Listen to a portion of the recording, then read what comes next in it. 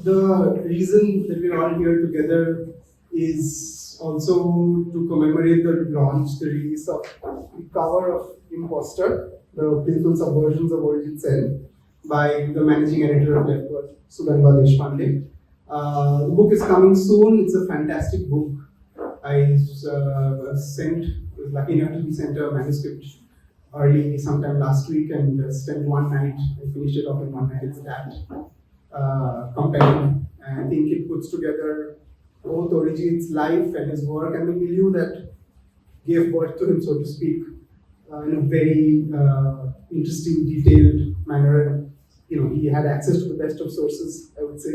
So when that book comes out, I hope you'll all keep your eyes peeled for it. I believe there's also a pre-booking that's going on today, so you can just figure that out. The cover, interestingly, is done by Paki, his daughter. And how do I introduce Orijit really? I mean, he's to even try to trace the arc of such an interesting artistic life in an hour is, I don't think we'll attempt it, but it's very daunting. He's a cartoonist, he's a muralist, he's a designer, a co-founder of People Tree, founder member of the Power Collective, and the man whose 1994 book River of Stories became the first so-called graphic novel that came out of the country, maybe even the subcontinent, without anyone even realizing what was happening. I feel like people took too much time to get on board with what he was doing, but then once the boom came, I don't think comics have looked back. He spent about 40 years, I don't know how long, moving between worlds that I don't think were even, like in India at least, supposed to be talking to each other. There's design, the exhibition space, activism. There's something like the comic book, and even a 7,500 meter long mural. There's a political cartoon that sometimes takes him minutes to draw, and a community mapping project that goes on for years. And I think he's always been, and I would wager intentionally, slightly out of place in a lot of places. And that displacement has been his subject and his method. So thank you so much, Oli, for Thank this. you, Arunava. It's a pleasure to be here in this space with all of you, and to have a conversation with you, because we know each other a little bit, but I think whatever conversation we've had up to this point, I think have been very thought-provoking and illuminating for me as much, and I think I'm grateful for that. I'm actually honored, grateful, and also kind of embarrassed that there is this book about me. In different places, you've attributed your understanding of comics to several phases in your life. There's the pulp comics of your youth, Yama Chitrakatha, the Indrojal comics, Phantom. There's Tintin, Air Jesse, and his clear line. Then in design school, the underground aesthetics of Crumb, Mouse, and then studying masters like Caravaggio, Goya. In some place we spoke about anger and how pure that is as an emotion. I think that's where I want to start. Can you tell us more about these influences? What I was saying, what goes into what has made your artistic psyche? And I'm not just comics or artists. Even you've spoken about Lenin, Dylan, Che Guevara, Fanon, Mayakovsky, Chitto Prasad. Could you just give us a sense of what it is inside the head? Well, I would say that my earliest memory of having a sense of a kind of artistic inspiration and perhaps self-awakening in the sphere of art. I used to draw like every child does, right? I mean, I just say, okay, unlike many others who at some point or the other they stopped drawing for whatever reason. I mean, I just kept drawing.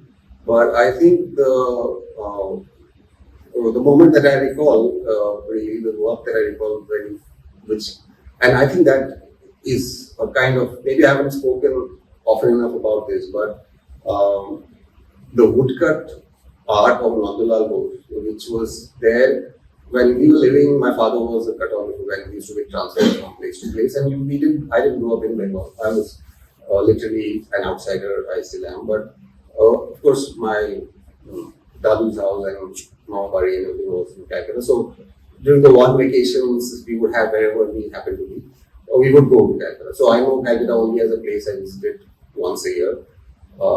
And but my mother used to try. She was concerned that because of her, I mean, she spoke only Bangla, so we all both speak Bangla. But we weren't so professional reading and writing Bangla because we were already like either Hindi or English or whatever. So she was concerned that we would never learn to read or write, and she was perfectly justified in her concerns. So she started teaching us Bangla from this primer, Shahjpat, with illustration by Nandulal. And but of course she's a busy mother, 3 of us kids, and usually my father would be away on field trips or whatever.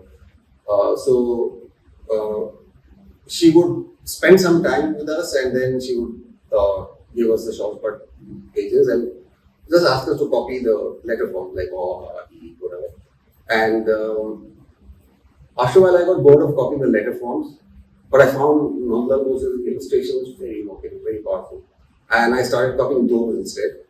And after a while of struggle, my mother realized that this guy is just going to draw, so she let me be there, and I copied literally every illustration in that book. And when you copy like that, the imagery kind of engraves itself, somewhere deep in your head, or soul, I don't know. And so I think before any of these other influences that I've spoken about before, I think Nandulal's work was the primary and the first one. And his work is actually so graphic, so very much, now when I look back, it's very much comics-like in the way they depicted landscapes, characters, backgrounds, foregrounds, just the black and white. And I think that was, I would say, my most formative influence. Then as I go along, obviously I come across so many other things, and comics like Tintin and Mandrake and Amar Chitrakatha, and even like in the holidays we would be in Calcutta, so I would be reading Monte Ponte and all those Narayan Bhutna's work. So it was like that. But because we had this between us kids, kids as in my friends at school and all of us, my brothers, comics were a precious commodity because there was no other form of visual narrative that we could access. And we really loved comics, and at the same time, comics were looked upon very suspiciously by our parents and teachers, and they knew that they'd have to allow us a little bit of that, but they tried to limit access to that by giving us very small amounts of pocket money to buy maybe one comic in a month or something.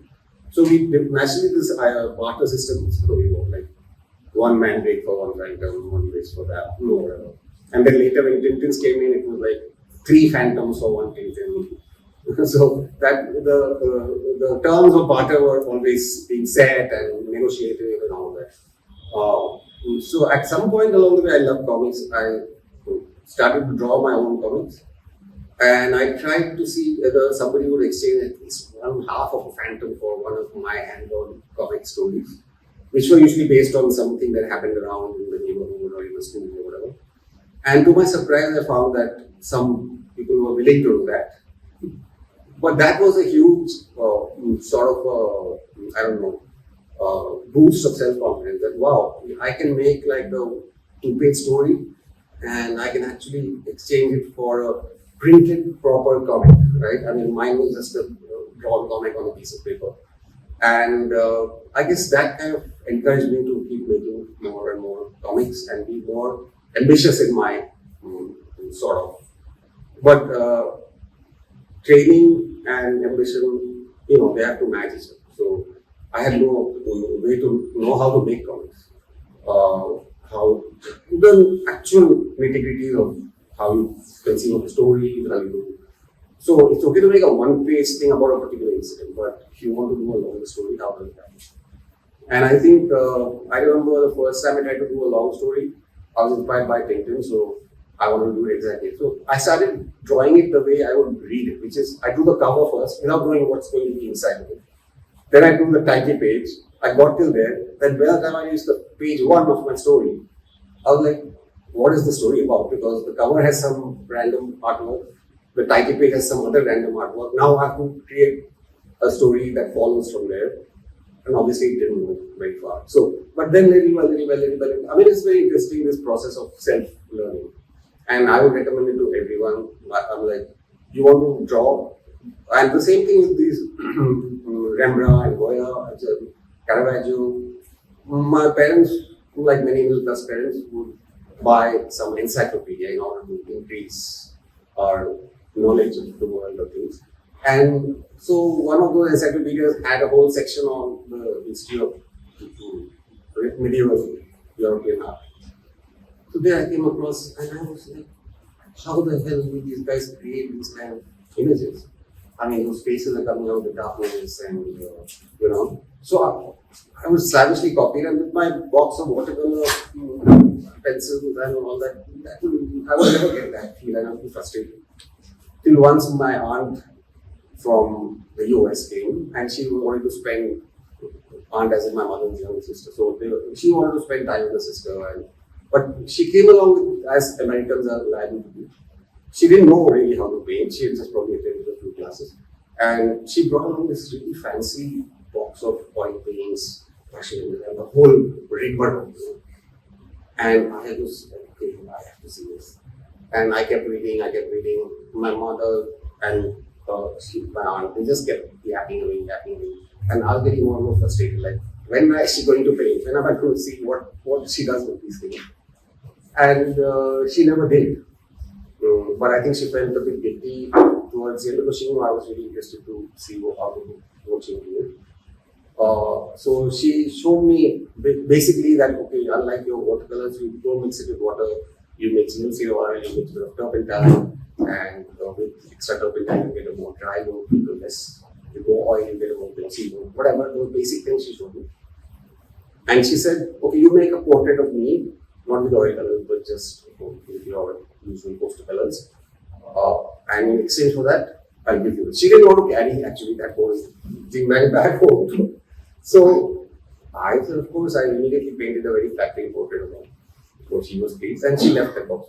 So after I was again like, how do I use this material? I mean, I didn't even know that you're supposed to use canvas or trying on paper or whatever, and you would see through on the other side.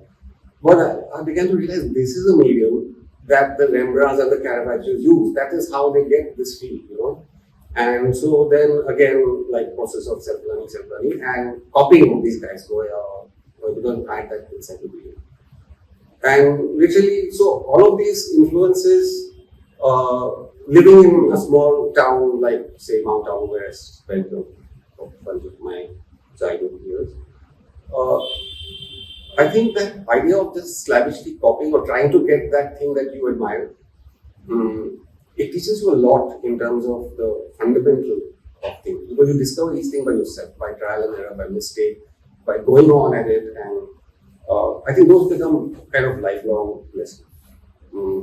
So that's really how, let's say, I would say, from Nandalal to Rembrandt, with all the other stuff in between, is really what formed, I would say, the way I look and try to depict the world.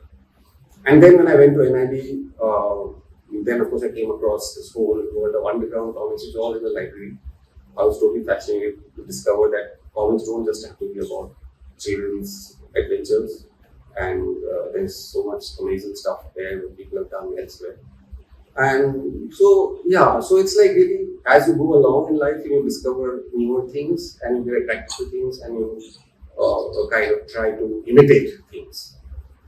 I think there's no better way to learn than imitating. Of course, you have to love that stuff that you're imitating. You really want to be like that. You create something just like that. As long as you're driven by that, I think that's all there is to it, really. Persist, keep drawing, keep copying, keep sort of improving. So, yeah. We were just talking outside about how much there is a preponderance of attention given to text. Elsewhere, you've also, this was in one of those cheeky openings to, I think, the Power Collective book, where all the editors were just saying things. At some point, you say that there's so much text, but and we're thinking of where comics have come from, but actually, maybe cinema should start talking about all the debt it has to comics, because that's an older medium. Yeah. You say also that there's also poetry, miniature painting. Have those things also kind of featured in how you think about the visual? Yeah.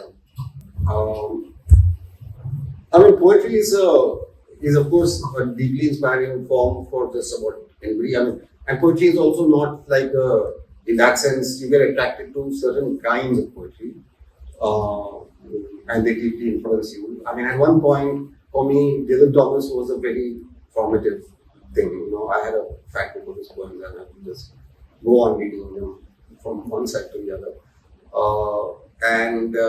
But I think as far as miniature paintings, I had the good fortune to work with Professor B.N. Goswami, who was passed away recently. He was one of the greatest historians of miniature painting in India, and I worked with him because I was working on a project about in the Virasat-e-Khalsa Museum, and I created a mural for that museum. And that's when I was working with him. And working with him was so eye-opening. He point out so many aspects. I was fascinated because I was coming from this idea of narrating pictures that narrate stories and creating comics and all that. But when I realized, this miniature artists have already developed this really complex language of narration, and how they play with. Earlier, it was just a stylistic thing and that is, I would say, the limitation, let's say, of many of our institutions. I went to NIT. I learned a lot about a lot of things. I was aware of miniature art, but I never looked deeply into it. It needed later in my life Professor Goswami to really open my eyes to what all is possible with miniature painting, and how that whole kind of language evolved to a kind of a peak of perfection and then just sort of disappeared somewhere. I mean, modern artists never look at that stuff. Even modern students. I mean, only art historical students look at it, but artists as such rarely. And more as we moved into the realm of photography and cinema or video, thing which is what we are consuming all the time. This notion of a fixed point of view, a perspective that comes out, which is a result of a static viewpoint where you are standing and looking at something, and therefore the world is laid out to the benefit of your viewpoint, which is a static single viewpoint. Even in cinema, it's a changing viewpoint. Still is at any given moment, the viewpoint is from a static perspective. And with miniature art, I found that they are going all over the place. I mean, to them, that idea of a momentary view from one position is not important. And that's when I realized, why is that perspective done like that? Why? I mean, I remember getting struck by this image of Radha waiting for Krishna in one of his Bahari paintings. And then again, when Krishna is in this painting, in one single frame, he appears in like 7-8 places. And it's just about him approaching Radha. And Radha is in 2 places. At the bottom, there is like a mahal or whatever. She is first sort of on the terrace, pining for Krishna. And he's away in a foresty kind of context in the back. So through that, although they're both in the same frame, with that device, and they're size-wise, I mean, you would say, Krishna's far away, so he's tiny. He's not. He's like the same size. This sort of framing within the forest suggests to you to read that as somewhere far away. He's seen at various places within the frame, and then and by then Radha is aware that Krishna's coming, so she was on the terrace pining. She's still there in the frame, but she has also now appeared. You see her as Krishna approaches. You see her down there also, which is slightly darker, so you don't notice right away. Then afterward you notice.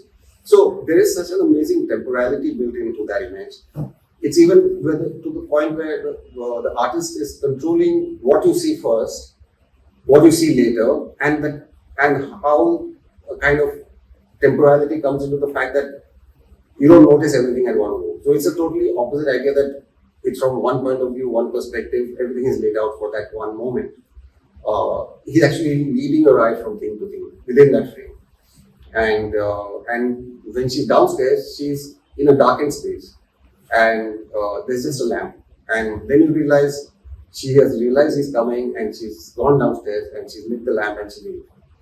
So to me, I was fascinated by this. I was like, wow, I mean, what storytelling, and how cleverly and beautifully the artist is kind of leading my eye from one point to another and allowing me to decode the story on my own. And then I realized that this is, in a way, what comics also do, but in a very different way, frame by frame and all that. Or in miniature art, I realized that they don't bother about what's horizontal, what's vertical. Things can go this way, they can go that way. There was one painting in which there's Emperor Jahangir going on his elephant with his whole entourage down the center from top to bottom, and the shops on either side are so they're opened out like that, like the pages of a book. So you see the front facade of this side and the front facade of that side. And then you read that, or rather Goswami tells me that this painting was commissioned by all the traders who had shops on that road where Jahangir went. So they paid the artist because they wanted to commemorate that the emperor came by on their road or street or whatever.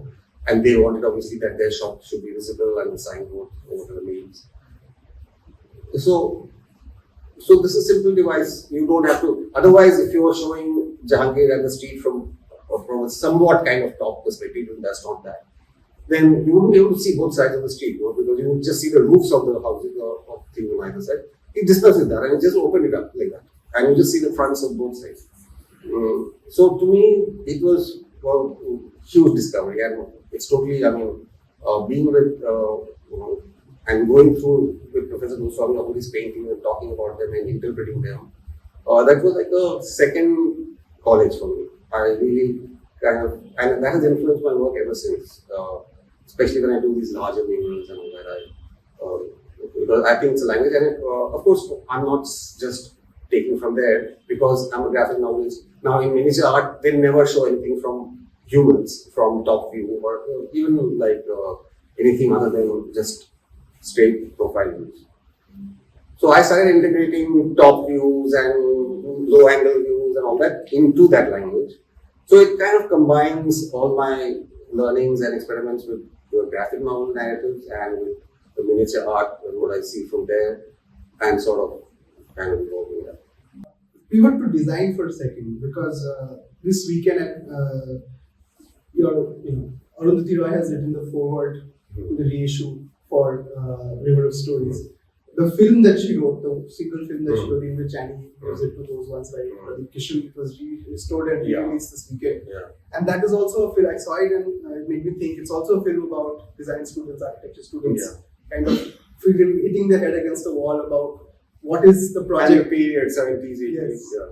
What is the project they should make that is going to appeal to a client, and you said in one place that you were happy that you studied design because you realized that you were making your art or your work for others, not just for yourself, which is the insular, that kind of overtakes the insular ideas that are there with doing art. So that is the kind of question I want to ask. It's come from in your NIT days. It's there beautifully in the book, and I don't want to spoil it as much as it can be spoiled because it's written so well. You come in under very extenuating circumstances, and your exit is as spectacular, so to speak. But what does that design education give you? A, and B, what do you think that can give to those doing it now? Because I also know that the NITs in the country now, there's a lot of they do a lot of courses on comics and animation, and of course a lot of the graduates that come out of their work in a lot of these things at once, which is probably not the case when you graduated. So what I'm trying to get from you, to ask you is, what do you think is the point of a design education that you can give to an artist who wants to work in different places? Yeah, so the most important thing, I think, from my perspective, uh, which is not to say that other approaches are not valid or whatever, is exactly what you mentioned, is the focus on who is receiving the work, right? As a designer, the user, the end user is the primary factor, right? Everything you approach is from that perspective. Usually art education does not emphasize that. Art education tries to focus more on the idea that you should try to express your inner whatever is within you kind of thing. I never wanted to do that, as in to say, maybe it's because of my design education or whatever. I never sought that. I always wanted to speak about the world around me to the world around me. And so in a sense, it kind of fitted with the kind of an obsessive need to document, understand, and express the real world.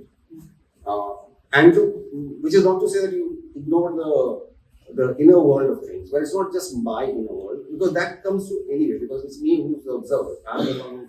So naturally, what I'm observing and how I'm observing it, or what is important to me, that's a kind of natural part of the process. But whatever I'm observing, I'm obsessed with observing it absolutely right. To me, and that I think is part of the design thing. When you observe, there's no hierarchy. I could be as fascinated by a plastic mug because as a designer, I see it, I understand it as a functional object, and whether I like it or not, I would always tend to analyze somewhere, even subconsciously, why this mug is not so good or good or whatever, what's good about this mug from a designer's point of view. But that also holds the way I look at everything. So if I come into this space here, somewhere I'll think about why the layout is like this. Why is it's sort of unformed, the layout, especially out here. Maybe there is a reason behind it. Even if I really want to, I should actually research or look into it a bit more. But just the first thought is, why is that street and this one not aligned? Or why is this odd kind of space being left, which turns into a garbage dump or whatever it is. So in a sense, that just becomes a way of looking at the world. But that ties in with this desire to observe and understand in a spatial and visual sense what the world is like. So I think that is very important in the way, let's say for me as an artist now. My design background is, I think, has a lot to do with that formation of the way I view the world. I do think it's an important thing which I think we used to do things like, we had a course called environmental exploration, where we had to go out, choose an area of the city and go and research it thoroughly. Like what are the professions in here, what is the architecture like, what are the social relations. All of this was essential to understanding how we design for a place or for a function or activity, whatever. And that has such a role to play in my work. All my work is really about place. It has also something perhaps to do, maybe it links up with the fact that my father was a map maker. I often traveled with him, not often, but when the occasion arose, then I could actually, and back then, obviously there was no Google Maps or there was no satellite mapping. My father was literally mapping things manually by walking through those landscapes. And on those occasions when I traveled, it was all fun, of course, and adventure, because you go with ponies and tents and you go and pitch your tents over there. You have a survey party and then, somebody cooks something. So it's literally the adventure, camping out. But as I would walk through the landscape and I'd see my father making his setting up his, finding a high point, setting up his tripod and making a measurements, angle, this, that. I became very familiar with this idea that all those dotted lines, dashed lines, hashed lines, all that emerged. They became associated with concrete landscapes for me. Because I'd been through some of those landscapes before we started actually drawing and somewhere I had this passion to maybe populate those landscapes. I'm like, these landscapes are fascinating, but there are no human beings, there are no animals. And but in real life, when I walk through the landscape, I encounter all these things.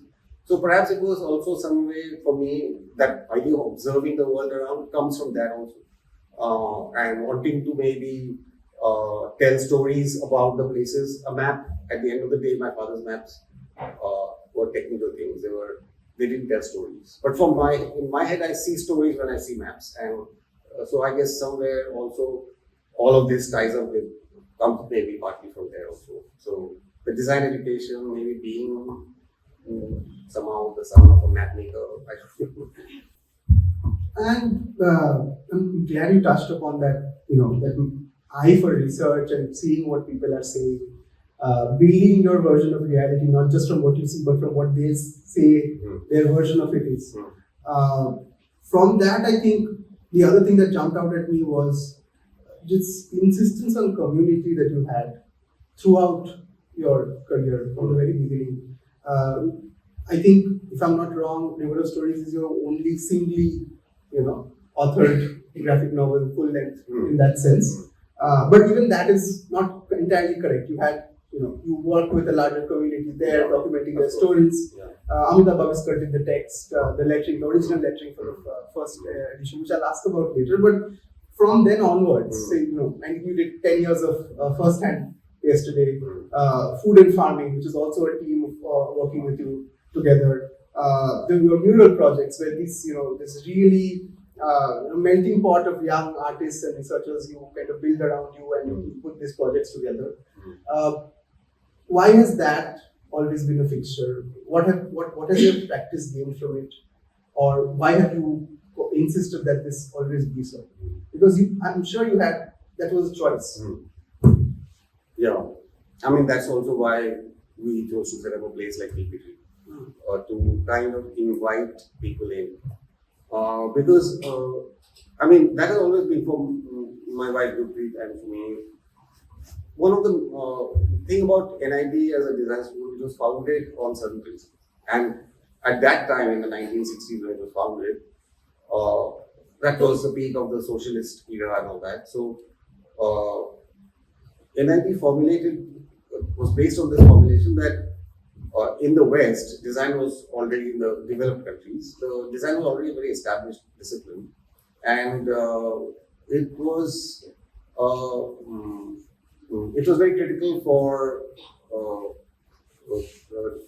industrial enterprise of. I mean, we know from Bauhaus and all of that, where a kind of a language was sought to be fashioned, which eschewed this older idea of handmade, decorative, complicated things which were only for the elites, right? I mean, the ruling classes, which looked at it wanted. NIT, we were taught that you have to study the skills and knowledge of artisans. You have to study the things that which came up before the industrial age and which we still have, and that is kind of part of the richness of what we have in India, which just kind of disappeared. And design in the West has become more and more, starting from the Bauhaus thing, which was about making industrial life more meaningful and, let's say, not deadening, not soul stifling. So how to do that? That was really why, that was a kind of ideology behind places like Bauhaus. But by the time we were in the 60s or whatever, in the West, what had happened is that design had become largely a tool for capitalism. I mean, for industries and industrialists were spending more on design in order to compete with their, so somebody comes up with a better designed vacuum cleaner to compete with somebody else who's, older design vacuum cleaner. So we were taught that in India, design is not really about the consumer or capitalist economy. Design has to improve the lives of the common people. That we must examine our society as designers. We must understand what's wrong with the systems and not just the products, but the systems and the undergrid of social production and how do you improve that? So you have to be culturally sensitive. You have to be And this is why you would have a person like where you have to go into a community and just document it and tease out the and analyze, like how these, there's a community where there are these Rawadi milkmen who, community of people who deal in milk, and they are living in a certain way. And then they're surrounded by some modern, whatever, modern city apartments or whatever, who are buying the milk that the Rawadi's provide. But what are the social dynamics there? How do you kind of, give an example of Rawadi's because they were in Ahmedabad, in around us. They were very proud community. But at the same time, they had been hemmed in by the city, but they continued to live their life. And it's just that they dealt with the city closing in on them in a way that made it actually more. They were able to make use of that fact or twist that to their advantage, because then they found that their markets were much closer than what they would have to do in the past. And they shifted. They would earlier use probably donkeys or in Gujarat, bullock carts and all were not that common, but they were. So bullock carts, donkeys, maybe even camels in more kind of open spaces to transport their produce to customers or clients. And in Ahmedabad, they just adapted to motorbikes really fast. And it was always a great sight to see because the Rabbis have these amazing costumes, they still wear them, which are like this. Men have this sort of short jacket, white, with a flared skirt. The jacket itself flares out, and then with dhotis, and those big modules and turbans. So they're like amazing, and they're just riding in fields and all that all over the city with their cans of milk. So we studied these things, right? We try to understand how urban forms develop, how communities live within that, and how they evolve to meet the demands of change. So, in a sense, I think that was what I would say is why that whole kind of design education of the 80s was focused on this idea of design for society, for improving the conditions and lives of people who are not necessarily, so it wasn't for industry. That was not the focus. So I think we took those lessons really quite seriously. And from day one, when we came out of NID, Ruby and I wanted to do something which would, where we could put into practice some of those ideas. But already by then on also, if you're a good graphic designer I had the added advantage of being a good illustrator, so I could do design and illustration and everything.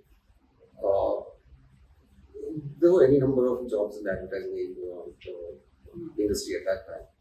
And in fact, many of my colleagues and my co-students of that time have transformed the advertising industry. All the Piyush Pandeys, the Prasoon Pandeys, they were my generation from NID, right? But Prasoon was 1 year my junior. So we actually transformed the face of Indian advertising. They hit the right moment with the liberalization in the 90s. They were right there. And because of their, the kind of creative thinking they could bring in, which was due to their NID education, they really aced it, and they became extremely successful. But we were not going to go that way. We decided, no, that's not, there's an easy pickings over there, but we're not going to. And that's when we started P3, and we wanted to create a space where, but we also didn't want to, we had our critiques also of this whole idea that NID would propagate where designers. So designers became a bit too much of a pedestalized thing in their idea. At the same time, I love to draw, and my teachers were always telling me, like I said, I know what comics and all that. They would discourage me from making comics because I wanted to have on one level authorship of what I was doing, not just serve a client. So maybe in a way, those among us who were more comfortable with that idea, they became more successful in advertising because they didn't question, why am I doing this? I've got these skills, I have this understanding, I can do better than the other guys who are coming from, schools of applied art or whatever, obviously. So I can take advantage of that. But who am I advertising for? Why am I doing it? What is it affecting? All of those questions, not everybody wants to kind of get bogged down by that. But we were bogged down by it. So we were to create a different kind of design space, which not only built on our learnings from NIT, but also critiqued it. Also said that no, it's too top down. I mean, we worked on projects, NIT projects, which were where we worked with artisans in Gujarat and Rajasthan. And somehow there was still that notion that designer, it was little kind of casteist. Although we actually didn't understand it in those terms at that time. The designer is the head, the one with the ideas, who's coming in like the Brahmin, the head, and the craftsman were the hands, like he had skills. The designer didn't have skills, but the designer could tell the craftsman what to do because he brought like, new ideas. That was supposed to be development. I'm putting it very crudely, but that's how the underlying thing at that time. This is how NIT was working with artisans, respecting their traditions, respecting their work, but at the same time treating them as lesser in that process. As people have to follow, you have to teach them, you have to show them. But they are the custodians of that whole thing. So yeah, they can't understand how suddenly there's an urban market, and because that's not their market, that's not what they created in the past for. But now you're coming and telling them, no, actually, you know what, this weave that you're doing, which has these amazing stories, which are going to be worn or given to your daughter as a dowry or whatever. Now you can do this on cushion covers because there's a lot of demand in the urban market for cushion covers. So you're demeaning that thing also. I mean, I feel that if we have to do that, and maybe that is necessary for that kind of tradition to survive, then you have to include the artisan and the craftsperson in it. Tell them that this is how it works and let's experiment together. And maybe you, designer, can also try a bit of that, as providing that skill, which you never put your hand in. When you actually do it yourself, you realize how difficult it is. Maybe you will have a sense. I mean, I used to work with block printers in Rajasthan, and I would go there and print with them, not just bring my design on paper. And in that process, I realized, man, it's so hard. I mean, your hands become numb by the end of the day of just because you have to hit each print on the block with this part of them. And then I started thinking, like I'm saying, as designers, we talk to think that. I mean, why don't they have some kind of a glove, maybe with this finger only, so that the other fingers are still free, and they have some kind of striking surface which is incorporated into the glove. I mean, so that they don't have to literally kill the glove ends on their hands, but because of a lifetime of doing that.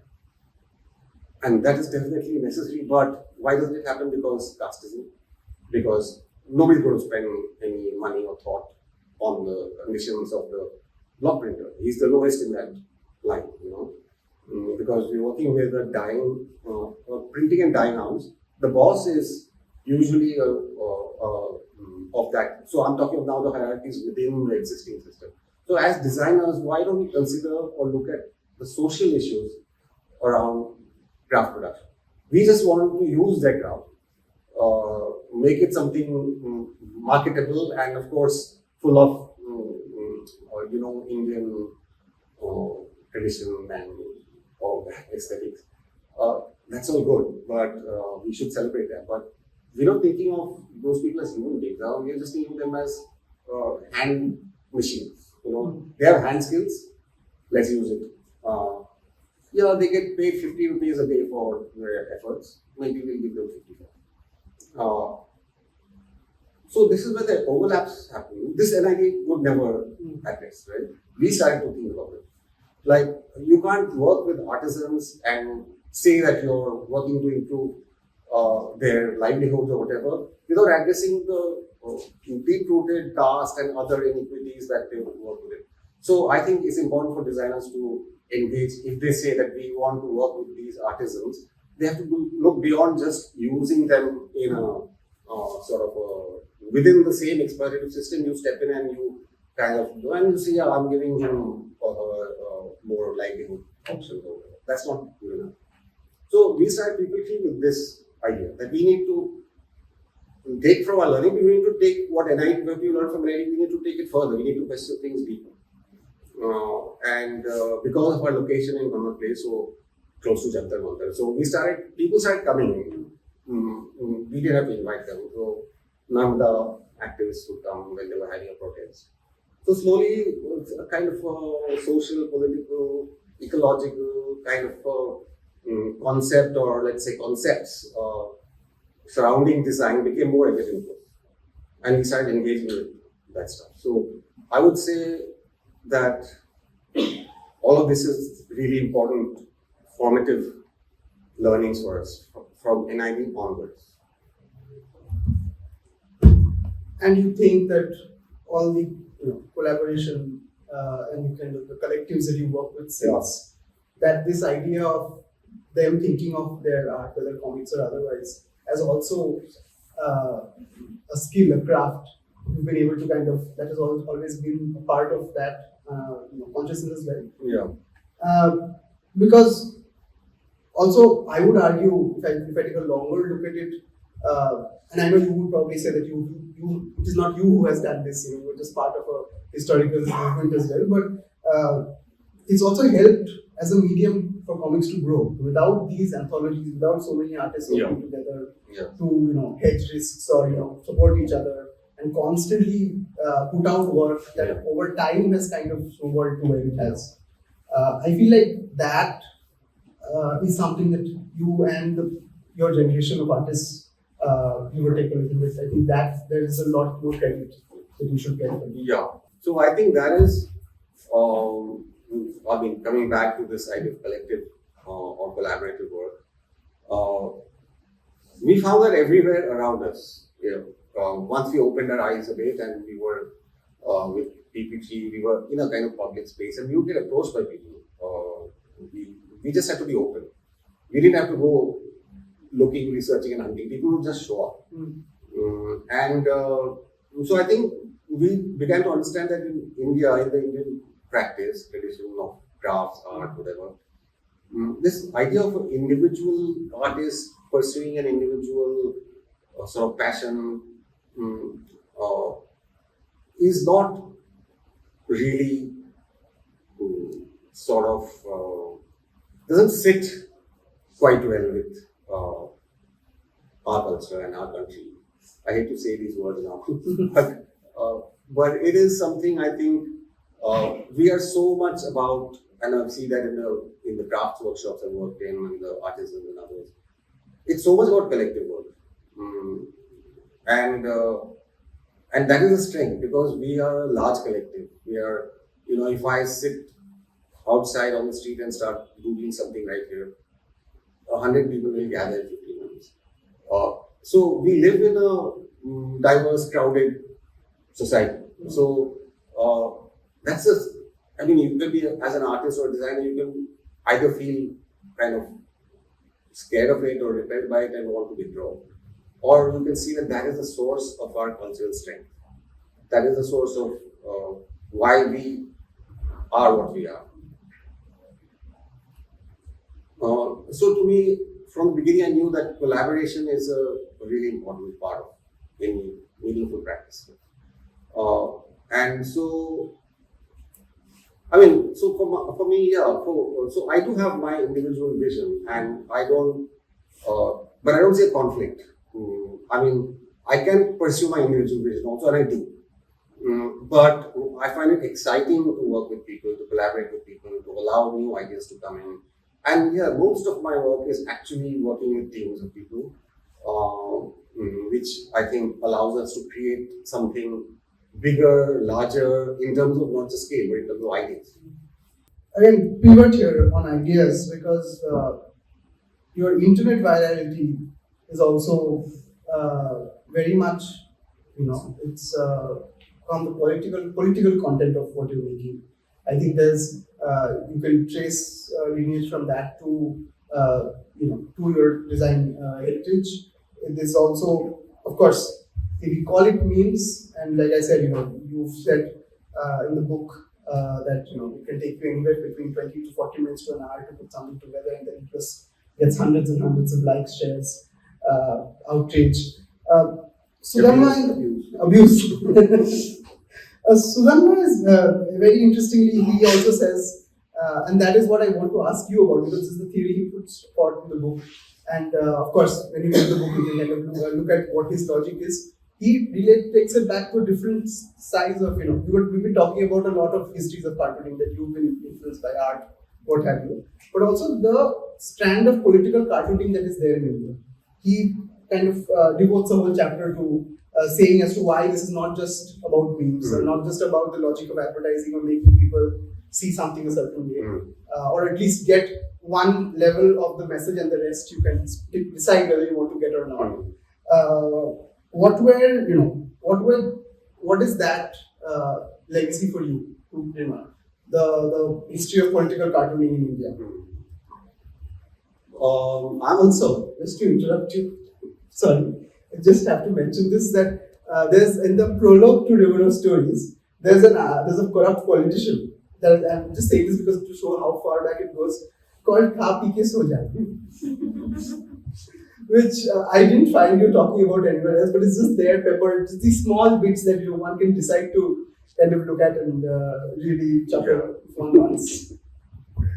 Yeah, and I always thought of the full name as Happy Kumar Soja.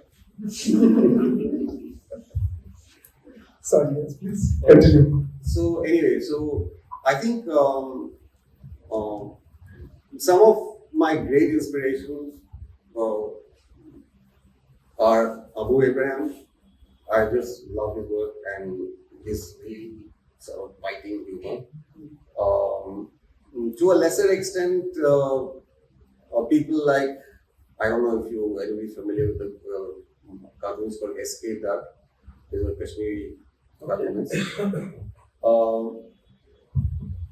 Borders on politically troublesome, but manages to sort of steer a sort of a line which is not too offensive. But still, I like his he has a really great sense of humor, and his cartoon is also based on really fine observations of certain kind of things that happen. Unni, always amazing.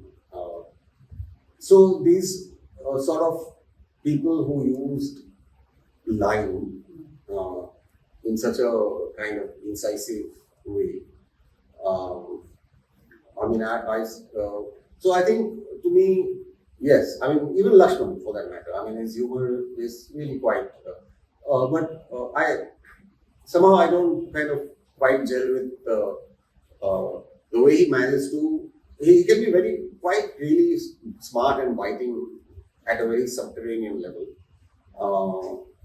But he also tends to sort of, I think, because he used to work for some mainstream newspaper like Times of India, I guess it would have to be, watered down. In terms of graphic quality of artwork, I mean, Mario Miranda is like up there for me. His politics and his humor were sometimes a bit suspect, but his drawing was fearless. You were also Mario Miranda chair at Goa University. Yeah, so that for me was a big honor. So these people really did shape my understanding of contemporary reality and how to address it in terms of text and image. And some people like, I don't know if you know this cartoon, this British cartoon is called Ralph's Statement. Amazing, very, very intense stuff. So some of that. I mean, maybe after I wrote it, I did that in the way it's written. Because earlier the designer used like a comics font, but I felt it just felt too tame. I felt if it's supposed to be like I'm drawing that thing, then it should have something of the way I do. And so I made this. But now when I see it and I look back and think, yeah, definitely this is some ghost of Ralph's Statement has come and maybe drop this like this. So you carry your, inspirations, influences, all of that, and you never know when and how it comes out separate. Because it's been years since I've actually thought of grass painting. When I saw this, I said, yeah, that's like grass painting. So yeah, it's for me that kind of quality of line and brevity in a way, but which sort of unearths many layers. Then, of course, Russian, mm, like Mayakovsky, although he was more of a poet, but I have a book of his drawings and very, very strong, powerful drawings. So yeah, from across Hmm. different traditions, I guess. And so now, if you widen the scale to your, your exhibition design, if you want to call it that, I don't know if it's called that still, but I know you were in the USSR for quite some time, touring cities and spending all the money you earned because you didn't know if you could translate it back to rupees. You couldn't. Okay. So I was being paid very well. So I was just blowing it up wherever I could. And there are not many places to blow it up in the USSR. Okay, you can eat really good food, which is I would go to some fancy restaurant and eat, and you can buy LPs everywhere. And there was a lot of amazing LPs. I literally brought back like tons and tons of LPs of everything from jazz to classical to folk music and all that. When you think about, and this is not just about the projects, but also I think things bears upon comics in India also, because many of these, and about Mappusa movie you shared recently that you got a seed grant, you put together a version of the project that you could then talk about. You did versions of it for festivals. You did one part of the mural, I believe, the opening salvo of it, which was unveiled, and then you did a proper crowdfunding for it, which was then crowdfunded in like record time, and then I think 200%. I don't know how much it is reached, but No, about 150%. but my question is that a lot of these projects you started out with were with either big publishers or funded by the state, and now a lot of these projects, both comics but also the exhibitions you do, there's leaner, more from either self-funded or funded by communities. Yeah. Why do you think that is the way forward for comics and for this? I mean, I think that more and more all forms of funding are coming with a vested agenda. I mean, whether you take money from the government, or you take money from corporates, or you take money from even other kinds of sources, like from the art world, like when we patrons of hire, etc. I think most of the time it comes. Earlier, we used to think that money from the government is like some of the big exhibitions that we did in the past were government funded. So I would think that, or we all thought that it's public money. I mean, in that sense, the government is not. If it was a Congress government, which it was in the past most of the time, it's not. They're not giving us or commissioning something because they want to promote only a certain idea of history or whatever. Although, of course, it is also. I mean, they're trying to promote their idea of history. I did that exhibition in Russia about Gandhi. But Gandhi as probably the figure and the narrative created by the Congress Party, right? Which was deemed as the default national narrative. But more and more, you know that you're actually working, in any case, the current government is never going to give money for anything other than what their agenda is very clear.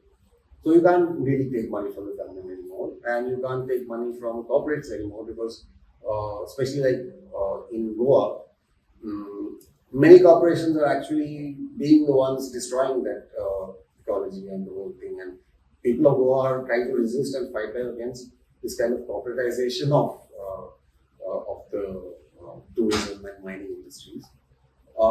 So it seems to me that if I'm trying to create a genuine work of public art, which is about the people and the lives and stories of Goa and Goans, then it seems wrong to take money from those who are actually destroying it. So that's why, to me, I'm now looking for other ways. And since, I'm, let's say, I feel that I've reached a certain level of, let's say, mm, people know about my work, they support my work, and so I can use that. I mean, when I was younger, I probably nobody would support me to do work, but now that I can, then I shouldn't depend on the same sources which kind of supported or funded my work earlier. So I'm looking for more democratic ways to raise funds and money. Do you then think that the kind of politics and charge that your work has, that it has a place in galleries and museums? Because I'm sure that is happening right now. The last 2 years, exhibits of comics have suddenly become their own, mini cottage industry. Yeah. So, do you then think that when that happens, there's a flattening that automatically takes place? Yeah, but the point is that, look, I mean, as artists, as a community of artists, whether comics artists or whatever else, we already function within very limited means and support systems, right? And we also have to not tie our feet so tight that we can't move. Right? I mean, so there's obviously kind of ways to think, balance, whatever. But yeah, I draw my own lines, but I'm not expecting everybody has to do the same. People have to figure their ways. As long as you don't lose sight of the ethics behind what you are doing, right? So, I mean, I will not take money tomorrow if some Adani comes in and says, "Oh, I'll just give you the money for the rest of the year, just finish it." I won't take it. Not from Adani, but maybe let's say whatever. I mean, whatever that goes in industries, but some go in industries. I mean, they do have companies that manufacture, let's say, drugs or pharmaceutical companies, which are all equally bad also. But I have to decide. Maybe I can take money from you. So it's all very negotiable, and I'm not making any hard distinctions or lines. I listen to the dictates of my conscience and try to function with that. Now, your conscience may dictate something else, then I mean, I'm not judging you. But as long as art continues to happen, that's equally important. And one shouldn't sort of close down the possible avenues. I'm not going to tell you, no, you're taking money from the mining company or whatever. That's my cross to it. But I won't impose it on others. And I do think that your insistence that this be public is very important. Because for those who don't know, or who don't know, the Matsumori project has a lot of avatars.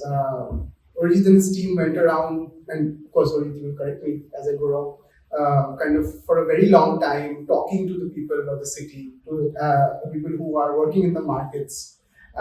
Then there is a version of that, which became its own participatory kind of installation. I think it's still on show at gallery in Bangalore right now. Yeah, the and before Science that, Gallery. yes, the Science Gallery. It's beautiful. You basically have a version of the market which is laid out in front of you physically, with Orijit and the team painstakingly having illustrated it. There's every shop has dialogue going around. There's stuff on the walls.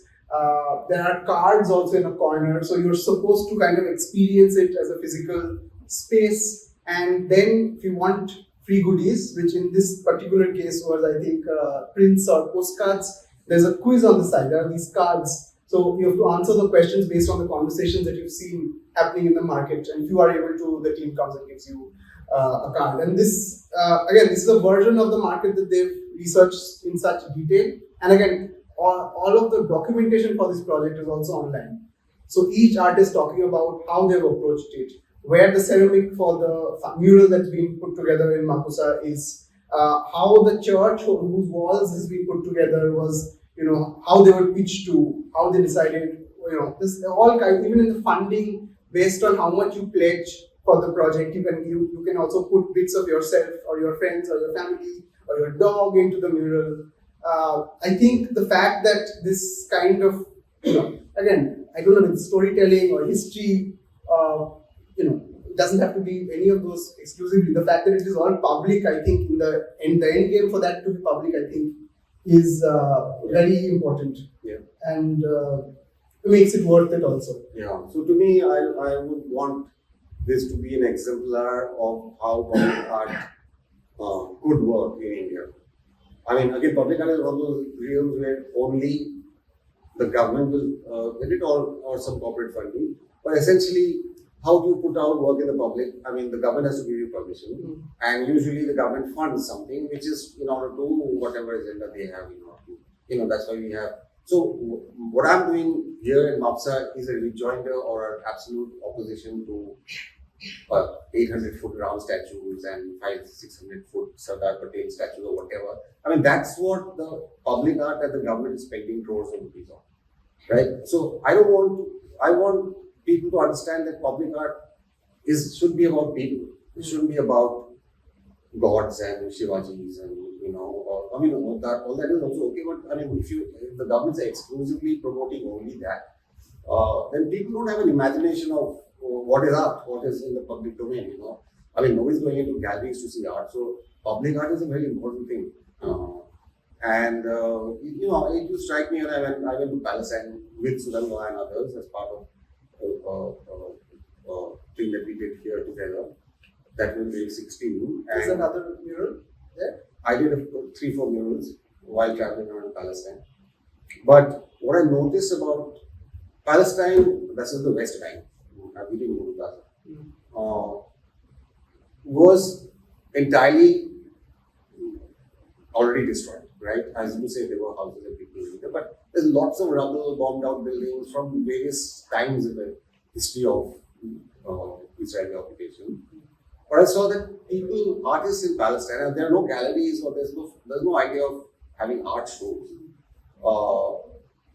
But artists have been painting, like the rubble of a collapsed building becomes the canvas on which an artist has created his artwork. Or half broken walls or whatever it might be. Or that big infamous apartheid wall is really a canvas for a lot of artists who have painted on that. We saw that in Shaheen Bagh. When people started occupying that space, they naturally started to create art in the walls around it. And that is the art that really threatens the government or the authority. Because note that once they managed to disperse the Shaheen Bagh protests, the first thing they removed and whitewashed entirely was the art. To them, that kind of public art is just a big threat.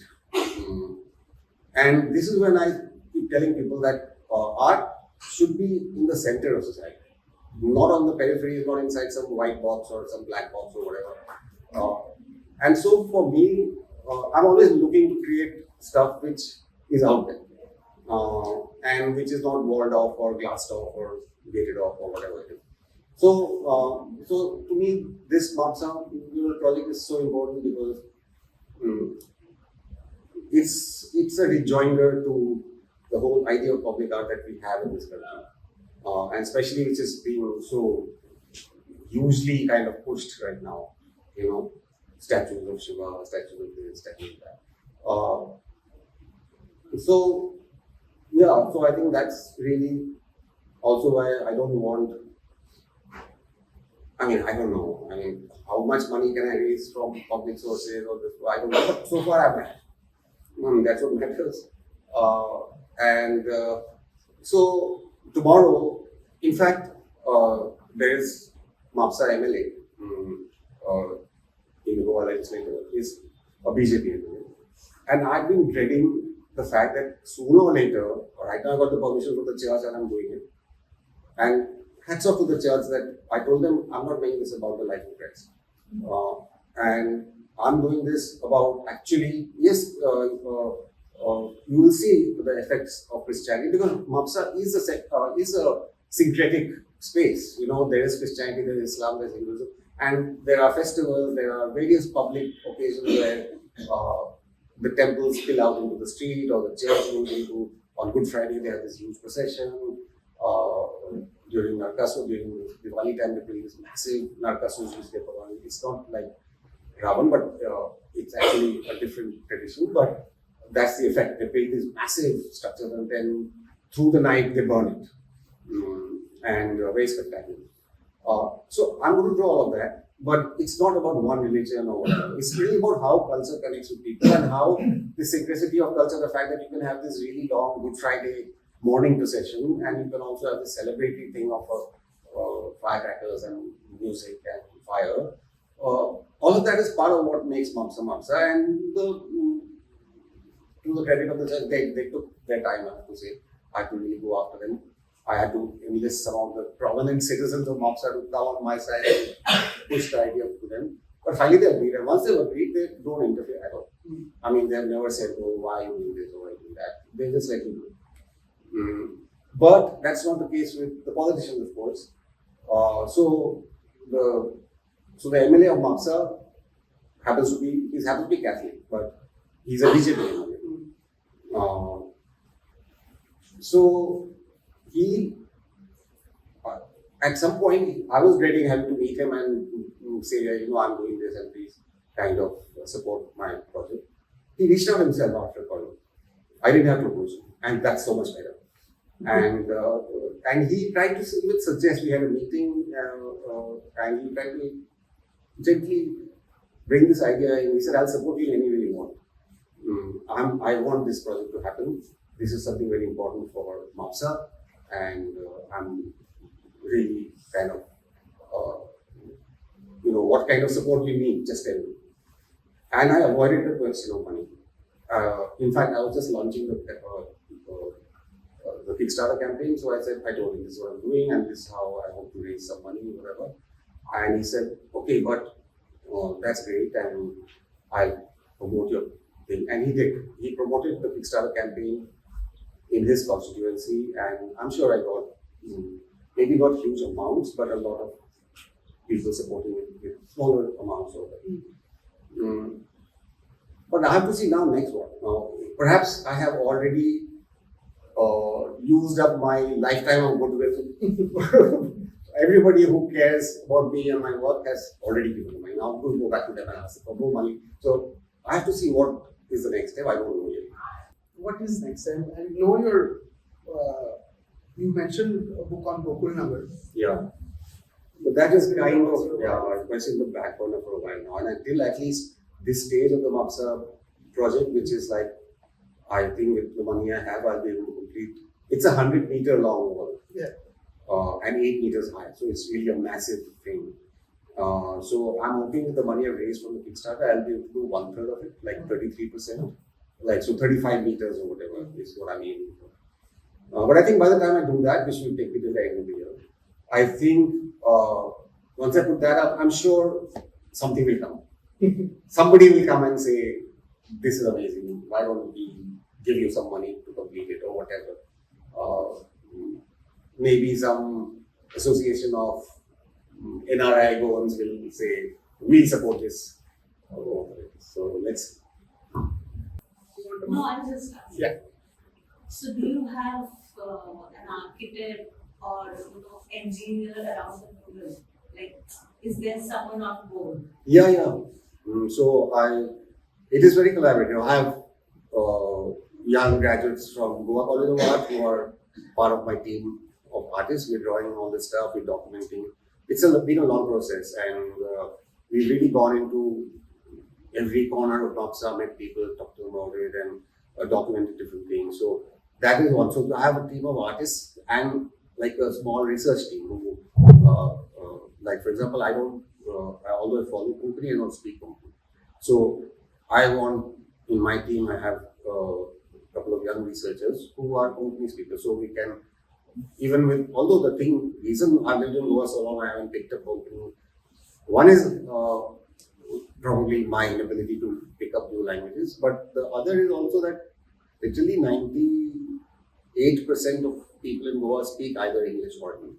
So there is no real if you're coming from outside and living there, there's no really push to learn the local language, because everybody can speak in either English or Hindi, or mostly both. But nevertheless, I mean, to reach perhaps into certain deeper corners of people's hearts, you need to speak in Konkani. So I have young researchers on my team. I have young artists. I have a structural engineer who's a consultant who comes on board to tell me about the wall. Right now, we are examining the condition of the wall behind the wall, retaining wall, and there's a hill behind it. So, what is the condition of the hill behind it? Do we need to repair it from the back? There could be erosion. Yeah, erosion. There could be because the landscape.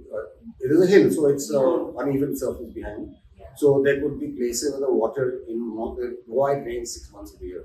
So there could be places where the water is pooling, as in it's forming like ponds in the back of the wall, and then that water would slowly keep seeping into the wall from the back over There are time. like holes in the wall, I guess. Yeah, there are For those that, yeah. deep holes, and we've had to literally map each hole. And Yes. so all of this. So yes, I have various kinds of specialists on You know, these days public art is not at all sturdy, which is why I asked him, because you don't know. Yeah. And I very rashly, knowing fully well that I won't be alive, I told the church the wall will stand for 100 years. I guess the priest also understood that he won't be around for 100 years either. Any other questions? Yes, please. So, just very briefly mention the word humor and The word? humor. You. And because graphic novels and comics are very much linked with humor, and they use humor as a tool. Yeah. And particularly for fields that you work with, stories, even a lot of stories, which is everything is related to the politics of the times. Yeah. And in that space, how do you what is the relationship with which you deploy humor as a tool? Because right now humor is all around us. If you look at social media, the reels and memes, and humor can go both ways. Yeah. So just talking about your Yeah. usage of Yeah, of course, humor can go both ways, but laughing at, to me, it's really important to use humor as a tool against power and not against the powerless. People always ask me, like, oh, you post so much about this, that, and other, why don't you criticize Muslims? So I'm like, that's not my job. There are enough, and if people, and there are critics of Islam who are from within the community, and their critique carries much more voice and much more agency than if I, as an outsider, even there are thousands who are, I don't want to join my voices to all those who are criticizing Islam or trying to be Islamophobic or whatever. So, no, it's a choice. I mean, it's not like, and they'll tell me that you're, what's the favorite word?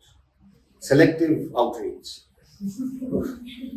So, yes, so humor is very important in politics, and I think, because Sugandha and spoke on that, and of course, Imposter is the name of an exhibition series that I did, which was actually about puncturing icons of various types, but also giving tribute to the ones that I actually want to pay tribute. You can make fun of somebody and pay tribute to them also, or you can mock them also. But Sudhanva wanted this title because he wanted the word, the imposter. There's an imp in that, the IMP. So to him, he said, and that's why the subtitle is whatever it is, the playful subversions. So for him, that sense of impishness or maybe mischief probably is why he wanted to kind of incorporate this word in the title. And to me, it's very important that I like to place as an artist.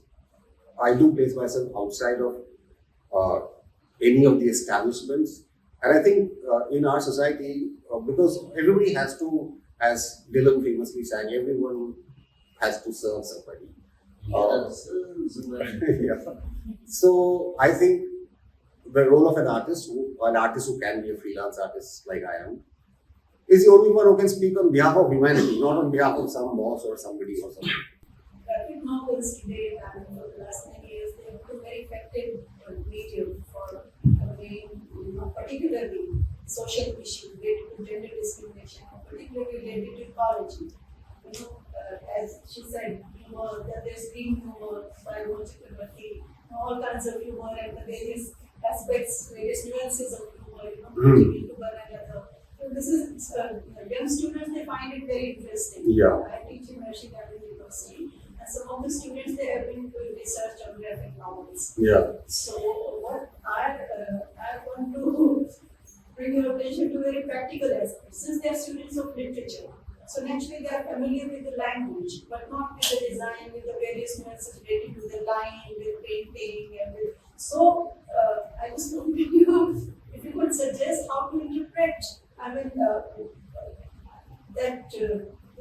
how to connect the dots related to line and the various nuances related to design and anything, because they fall short of. They can read the language, they find it very interesting, they are extremely excited about it, particularly comic, particularly humor, because they are fed up with despondency and all that disillusionment and everything. So they want some kind of humor, they can relate to that. Yeah. So what would you suggest how to interpret those lines and the designing part, that particularly the spatial and the temporality aspects? Yeah. I mean, I think it's a little difficult for job for an artist. If you ask, it's like if you tell a joke and the person says, "Can you explain that joke?" The whole point of the joke is lost, right? No, I'm just saying that I think that is really the role of, let's say, interpreters like curators, art historians, commentators, critics. I think that's the role that they play, or they should. And I don't think we should ask artists to explain themselves. And because actually, when you look at something, even something has a meaning or is understand, like you're saying, they like it, they laugh at it because they get it. They won't laugh if they don't get it. But what exactly, how to unpack that idea? Because there is many layers to it. You can laugh straight off, and that's great, because I think in laughter, everything comes. If laughter is provoked in you, that means at some level you've got all the levels. But at the same time, it's necessarily important as part of maybe studying it or understanding it, to unpack it a little bit, to understand, okay, after you laugh, then okay, what is funny about it? What is exactly being said? What is being played off against what? And all of that, right? But I think that, as an artist, personally, I would never want to do that for somebody else. It's not that the artist should explain. What I'm trying to know is how can the student of literature, would you suggest certain, like, is there any... I think that's what I'm saying, that students of literature, they should have access to commentators, historians, critics, and all that. And also, I just, in fact, I was mentioning that to Arunava just outside. I showed some of my work recently to like post-doc, PhD level sort of critical theorists.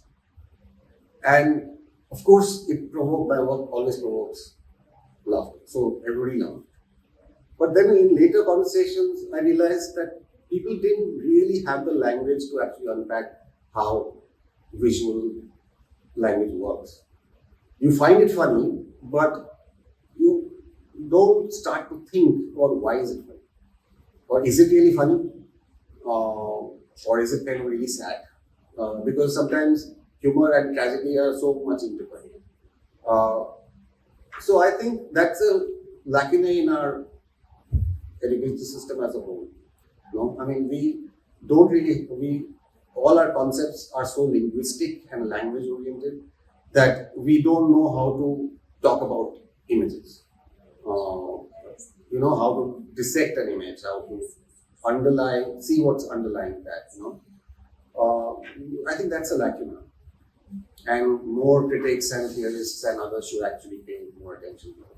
And in art, the thing is that sometimes, and I heard this being expressed really well by Mr. Faryadi Khan in an interview. He says, people come to me worshipfully. They think like I'm like God. And he says, no, I'm not God. I'm just a normal human being. I'm just maybe God made me an instrument for His voice. And my job is just to keep myself in the perfect tuning all the time so that His voice can come through beautifully for the world. And that idea of seeing an artist seeing himself as an instrument, not as a creator, not as a generator, but just a medium. I think I like that idea. I think it is like that. And that is why you can't always analyze or ask an artist to analyze how it works. Sometimes you just wake up with a brilliant epiphany about something. You don't know where it came from. You can't really explain how did that idea come. It just comes from something.